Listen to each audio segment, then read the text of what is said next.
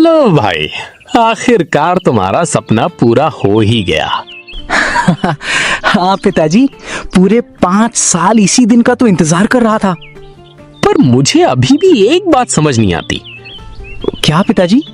शहर में अच्छी खासी नौकरी चल रही थी, होटल मैनेजमेंट की डिग्री ली और आ गए गांव में ढाबा खोलने। पिताजी, अपना काम तो अपना ही होता है ना। अरे ढाबा तो उस रतन सिंह का भी है, कोई डिग्री नहीं है उसके पास, फिर भी बोरे भर के नोट छाप रहा है। वो नोट नहीं, लोगों की मजबूरी का फायदा उठा रहा है पिताजी। मजबूरी? हाँ, क्योंकि आज तक गांव में उसके अलावा कोई दूसरा अच्छा ढाबा खुला ही नहीं। खुला तो था बेटा, सालों पहले मोहन का ढाबा हुआ करता था यहाँ, पर खैर छोड़ो उस बात को। महाराज, मृत्यु लोक में उसी स्थान पर आज एक नया ढाबा खुला है। जहां कभी हमारे सीधे साधे मोहन का ढाबा हुआ करता था। जी महाराज, और इस बालक का सीधा मुकाबला उसी पापी रतन सिंह से होगा जिसने मोहन को बर्बाद किया था। इस बालक की नीयत तो साफ है चित्रगुप्त, लेकिन इसे व्यापार की समझ नहीं है। ये सफर इसके लिए आसान नहीं होगा। देखते हैं ये क्या करता है। जो भी हो पिताजी, उस रतन सिंह का खाना एकदम बकवास और तेल से भरा होता है। अच्छा, तो तुम कौन सा अमृत खिलाने वाले हो लोगों को? मैं तो एकदम पौष्टिक खाना दूंगा पिताजी, जैसे ग्रिल्ड कॉटेज चीज हैं, लेंटिल्स और हर्ब स्पिनच। अरे ओ अंग्रेज, रुक जा भाई। क्या हुआ? ये गांव है, यहाँ ये विदेशी नाम किसी के पल्ले नहीं पड़ेंगे। सीधी हिंदी में बता, क्या खिलाएगा? अरे मेरा मतलब है बिना तेल वाली दाल, उबला हुआ पनीर और हरी पत्तेदार सब्जियां। हे भगवान, उबला हुआ पनीर? बेटा गांव वाले मजदूर हैं, अस्पताल के मरीज नहीं जो ये फीका खाना खाएंगे। आप देखते जाइए पिताजी, सब यही खाएंगे। चलो ठीक है, भगवान करे तुम्हारा काम खूब तरक्की करे। हमारा आशीर्वाद हमेशा तुम्हारे साथ है। रोहन का नया ढाबा अंदर से चकाचक और एकदम साफ सुथरा था। गांव वालों ने ऐसा ढाबा पहले कभी नहीं देखा था। उद्घाटन के तुरंत बाद कुछ गांव वाले बड़ी उम्मीद से खाना खाने अंदर आए, पर जैसे ही उन्होंने पहला निवाला मुंह में रखा, थू, अरे भाई ये क्या है? पानी है भाई। अरे ओ ढाबे वाले भैया, जरा दौड़ के इधर आना। जी काका, बताइए कैसा लगा खाना? स्वाद आया? स्वाद? बेटा ये कोई विलायती घास फूस है क्या? घास फूस? अरे नहीं काका, ये तो अपनी उड़द की दाल है। उड़द की दाल? तू मजाक कर रहा है लल्ला? मजाक क्यों करूंगा काका? तो फिर इसमें ना नमक का आता है ना मिर्च का पता है, और तेल तो जैसे इस दाल ने देखा ही नहीं। वही तो मेरी खासियत है काका, मैंने इसे बिना तेल के बस थोड़े से जीरे में पकाया है। अरे पर क्यों? क्योंकि ये स्वास्थ्य के लिए बहुत लाभदायक होती है, एकदम पौष्टिक। महाराज, ये बालक तो पहले ही दिन अपने ग्राहकों को भगा रहा है। समस्या इसके भोजन में नहीं चित्रगुप्त, इसके ज्ञान में है। ज्ञान में? हाँ, जो भोजन शहर के वातानुकूलित कमरों में बैठने वालों के लिए पौष्टिक है, वो चिलचिलाती धूप में फावड़ा चलाने वाले मजदूरों का पेट कैसे भर सकता है? सत्य कहा महाराज, पर यदि ऐसा ही रहा तो इसका ढाबा तो कल ही बंद हो जाएगा। बंद नहीं होगा। जब नीयत साफ हो तो रास्ता दिखाने वाला कोई ना कोई आ ही जाता है। बस प्रतीक्षा करो। पौष्टिक की बात मत कर बेटा, दिन भर खेतों में पसीना बहाते हैं हम। तो काका, सेहत भी तो। सेहत ठीक करने के लिए हम अस्पताल जाएंगे लल्ला, ढाबे पे नहीं। पर काका, चल भाई यहाँ से, पैसे बर्बाद हैं यहाँ तो। राम राम। गांव वाले मुंह बनाते हुए वहां से चले गए। रोहन की पौष्टिक खाने वाली तरकीब पहले ही दिन बुरी तरह फ्लॉप हो गई और वो मायूस होकर खाली कुर्सियों को देखता रह गया। गांव में खबर आग की तरह फैल चुकी थी और ये खबर उस इंसान के कानों तक भी पहुंच गई जिसका सालों से इस गांव के ढाबों पर एक छत्र राज था, रतन सिंह। अरे ओ बल्लू। जी बापू। ये क्या हवा उड़ रही है गांव में? सुना है चौपाल के पास किसी लौंडे ने नया ढाबा खोल लिया है। हाँ बापू, वो अपने प्रधान जी का लड़का है ना, रोहन, शहर से पढ़ के आया है। शहर की पढ़ाई और गांव का ढाबा। चल जरा शाम को मुआयना करके आते हैं, देखते हैं छोरा कितने पानी में है। जी बापू, चलिए। दोपहर हो चुकी थी। सुबह के उन 2 ग्राहकों के बाद रतन सिंह और उसका बेटा बल्लू सीना चौड़ा किए वहां आते हैं। अरे वाह, ढाबा तो बड़ा चकाचक बनाया है भाई। नमस्ते रतन काका, आइए बैठिए। बैठने तो तेरे ग्राहक भी नहीं आ रहे नौजवान। बधाई हो नए ढाबे के लिए, पर पहले ही दिन तुम्हारी दुकान पर तो सिर्फ मक्खियां भिन भिना रही हैं। वो काका, अभी नई शुरुआत है ना। नई शुरुआत? हाँ, अभी लोगों को मेरे पौष्टिक खाने की आदत नहीं है। कुछ दिन में लोग आने लगेंगे। लोग? अरे बापू, मैंने सुना है इसने आज सुबह उड़द की दाल में पानी मिलाकर पिलाया है लोगों को। लोग ढाबे पर आएंगे या अस्पताल जाएंगे? रतन सिंह अपना हाथ उठाकर बल्लू को चुप कराता है और रोहन के एकदम करीब जाता है। बेटा जी, इस गांव की जमीन बहुत कठोर है। हमने यहाँ बहुत से पौधों को उगते और रातों रात सूखते देखा है। मतलब ये कि आंधियों से जरा बचकर रहना लल्ला, वरना जड़ों से उखड़ जाओगे। महाराज, इस पापी का अहंकार तो देखिए। ये तो खुलेआम इस मासूम बालक को धमकी दे रहा है। अहंकार इंसान की बुद्धि भ्रष्ट कर देता है चित्रगुप्त। ये भूल गया है कि जो बीज मिट्टी में गहराई तक दब जाते हैं वही बड़े होकर बरगद का पेड़ बनते हैं। पर महाराज, रतन सिंह तो इसे उखाड़ फेंकने की योजना बना रहा है, ठीक वैसे ही जैसे उसने मोहन के साथ किया था। इतिहास खुद को दोहराता है चित्रगुप्त, लेकिन इस बार अंजाम कुछ और होगा। बापू, ये पौधा तो हवा के पहले झोंके में ही जमीन पर गिर जाएगा। कोई बात नहीं बेटा, नया नया है। जब धक्के खाएगा तो खुद ही ढाबे पर ताला लगाकर शहर वापस भाग जाएगा। चलें बल्लू? जी बापू। रतन सिंह भारी धमकियों के साथ वहां से निकल गया। रतन सिंह के जाने के बाद रोहन का आत्मविश्वास डगमगाने लगा था, लेकिन तभी उसके ढाबे के बाहर कुछ गरीब और थके हारे मजदूर आकर रुक गए। बाबूजी। जी काका, बताइए। सुबह से खेतों में काम कर रहे हैं बेटा, पेट पीठ से चिपक गया है।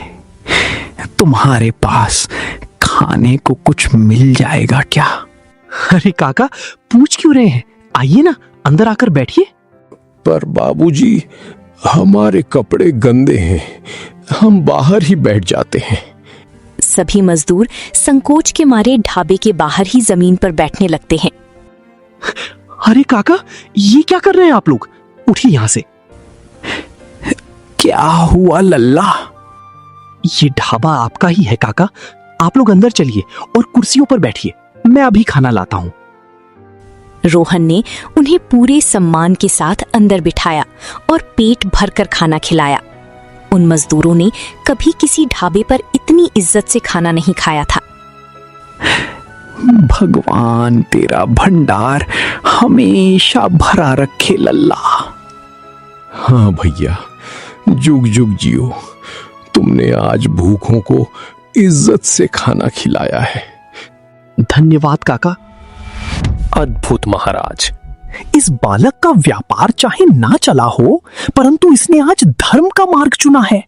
भूखे को भोजन कराने से बड़ा कोई पुण्य नहीं। सत्य कहा चित्रगुप्त। जो दूसरों की भूख मिटाता है, ईश्वर उसके भंडार कभी खाली नहीं रखता।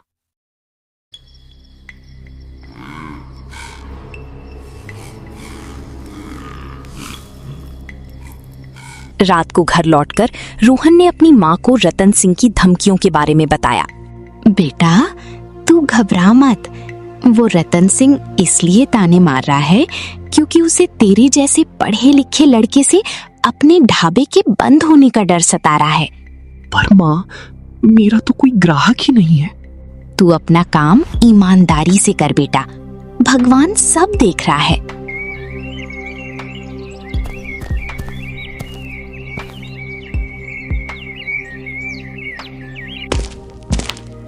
अगली सुबह रोहन अपने ढाबे की ओर जा रहा था। रास्ते में उसने रतन सिंह के ढाबे को देखा और वो हैरान रह गया। बाप रे, इतनी भीड़! आखिर इसका ढाबा इतना चलता कैसे है? मुझे देखना होगा। जी, ये क्या है? इतनी मक्खियां और ये तेल है या काला नाले का पानी? रतन सिंह की रसोई में गंदगी का अंबार था। पुराने और सड़े हुए मसाले धड़ल्ले से इस्तेमाल हो रही थी। इतनी गंदगी और मिलावट, और फिर भी लोग यहाँ खा रहे हैं। क्या बे? जी, वो यहाँ क्या ताका झाकी कर रहा है बे? अपने ढाबे पे तो मक्खी मार रहा है, यहाँ क्या हमारे बापू से खाना बनाना सीखने आया है? रोहन बिना कोई जवाब दिए वहां से चुपचाप निकल गया। जाती जाती उसने देखा कि जो ग्राहक कल उसके ढाबे पर आई थी वो भी उसी गंदगी में बैठकर मजे से खा रही थी। रोहन बिना कोई जवाब दिए वहां से चुपचाप निकल गया। जाती जाती उसने देखा कि जो ग्राहक कल उसके ढाबे पर आई थी वो भी उसी गंदगी में बैठकर मजे से खा रही थी। रोहन उदास मन से अपनी साफ सुथरी रसोई में आता है और स्लैब साफ करने लगता है। अगर मेरा धंधा ऐसे ही ठप रहा तो मैं पिताजी को क्या मुंह दिखाऊंगा? मैंने उनकी सारी उम्मीदों पर पानी फेर दिया। रोहन के ठीक पीछे एक बड़ा और भारी पतीला अपने आप शेल्फ से नीचे गिर पड़ा। कौन है? रसोई में कोई नहीं है सिवाय उस गिरे हुए पतीले के। ये हवा भी नहीं चल रही, तो ये पतीला कैसे गिरा? पतीला गिरने की आवाज ने रोहन के रोंगटे खड़े कर दिए थे। शायद ठीक से रखा नहीं होगा। रोहन के सामने एक अधेड़ उम्र की आदमी की परछाई खड़ी थी। बेटा जी, ऐसे पानी वाला फीका खाना खिलाओगे तो ये ढाबा कैसे चलेगा? कौन हो तुम और यहाँ अंदर कैसे आए? डरो मत बेटा, मैं कोई दुश्मन नहीं हूं। मैं मोहन हूं। किसी जमाने में इसी जगह पर मेरा भी ढाबा हुआ करता था। मोहन, आप तो वही मोहन काका हो ना जिनके बारे में मेरे पिताजी बता रहे थे। पर क्या? पर आप तो गुजर चुके हो ना काका। आप भूत बनकर यहाँ क्या कर रहे हो? क्योंकि ऊपर वाले के दरबार में देर है बेटा, अंधेर नहीं। मृत्यु लोक से कोसों दूर यमलोक के दरबार में न्याय का तराजू रखा जा रहा था। महाराज, मुझ गरीब के साथ बहुत बड़ा अन्याय हुआ है। मैं ईमानदारी से अपना ढाबा चला रहा था। हम जानते हैं मोहन, तुम्हारे पुण्यों का खाता बहुत बड़ा है। तो फिर मुझे ये सजा क्यों मिली प्रभु? उस पापी रतन सिंह ने मेरे ढाबे को बंद करवाने के लिए मेरे खाने में मिलावट करवा दी। गांव वालों ने मुझे जलील करके निकाल दिया और मैं गरीबी में घुट घुट कर मर गया महाराज। ये सत्य है महाराज, रतन सिंह ने छल का सहारा लिया था। महाराज, अब वो वही नीच हरकत एक और सीधे साधे लड़की रोहन के साथ करने जा रहा है। उसने मुझे बर्बाद किया, पर मैं उस मासूम लड़के को बर्बाद नहीं होने दूंगा। मुझे बस कुछ दिनों के लिए धरती पर जाने की मोहलत दे दीजिए भगवान। असंभव महाराज, मृत्यु लोक के नियमों के अनुसार मृत्यु के पश्चात किसी आत्मा का पुनः धरती पर लौटना विधान के विरुद्ध है। रुकिए चित्रगुप्त, नियम तोड़े नहीं जाते, परंतु अन्याय को रोकना ही सबसे बड़ा विधान है। रतन सिंह के पापों का घड़ा अब छलकने लगा है। मोहन, न्याय का चक्र घूमने का समय आ गया है।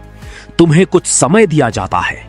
जाओ और उस बालक का मार्गदर्शन करो, परंतु याद रहे, तुम किसी को हानि नहीं पहुंचाओगे, केवल सत्य का मार्ग दिखाओगे। जो आज्ञा महाराज, सत्य की ही जीत होगी। मैं यमराज जी से मोहलत मांग कर आया हूं बेटा। सच में मेरी मदद करने आए हैं? हाँ, मैं 2 दिन से देख रहा हूं बेटा, तुम्हारी नीयत एकदम साफ है, सोने की तरह खरी, पर तुम्हारा धंधा करने का तरीका एकदम गलत है। गलत? गलत कैसे काका? बेटा जी, व्यापार वो नहीं चलता जहां मालिक अपनी पसंद की चीजें बनाकर बेचे। व्यापार तो वो चलता है जहां ग्राहकों की पसंद का ध्यान रखा जाए। लेकिन मैं तो उन्हें पौष्टिक खाना दे रहा हूं ना। अरे बेटा, ये शहर का एसी कमरा नहीं, ये गांव है। यहाँ किसान और मजदूर दिन भर खेतों में हाड़ तोड़ मेहनत करते हैं, पसीना बहाते हैं। तो उन्हें तुम्हारा वो उबला हुआ विदेशी खाना नहीं चाहिए लल्ला। उन्हें चाहिए भरपूर ताकत, देसी घी से लथपथ रोटियां, झन्नाटेदार तड़के वाली दाल और मसालेदार कढ़ाई पनीर। मोहन काका की बात सुनकर रोहन गहरी सोच में पड़ गया। उसे समझ आ गया था कि उसकी गलती कहाँ थी। देसी घी और तड़का, मुझे घर जाकर इस बारे में ठंडे दिमाग से सोचना होगा। अगली सुबह सूरज निकलने से पहले ही रोहन ढाबे पर पहुंच गया। काका, ओ काका, कहाँ हो आप? यही हूं बेटा जी। कहो, क्या सोचा रात भर? मैंने फैसला कर लिया है काका। मैं अब वही बनाऊंगा जो गांव वालों को पसंद है, एकदम देसी खाना। शाबाश, यही सही व्यापार है। पर काका, एक परेशानी है। रतन सिंह भी तो वही सब बेच रहा है, फिर मैं अलग क्या करूंगा? लोग मेरे पास क्यों आएंगे? बेटा, तुम्हारा स्वाद और तुम्हारी ईमानदारी अलग होगी। वो अपनी रसोई में गंदगी और मिलावट परोसता है, तुम उन्हें एकदम शुद्ध, ताजा और प्यार से बना खाना खिलाओगे। चलो, बातें बहुत हो गई, चूल्हा जलाओ। उस दिन रोहन की रसोई में एक अलग ही रौनक थी।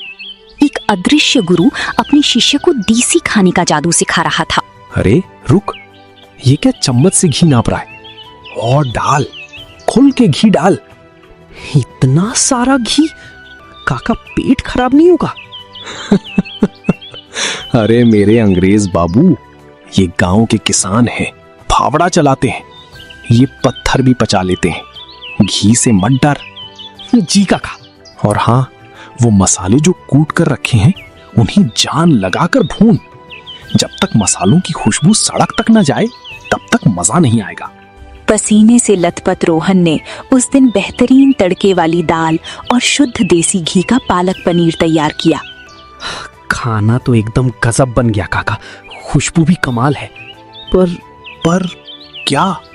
पर बाहर तो कोई ग्राहक ही नहीं है, कुर्सियां आज भी खाली हैं। अरे तो अंदर क्या शक्ल देख रहा है? जा बाहर, आवाज लगा और खींच कर ला लोगों को। मैं कैसे बुलाऊं? जैसे एक व्यापारी बुलाता है। जा मुन्ना।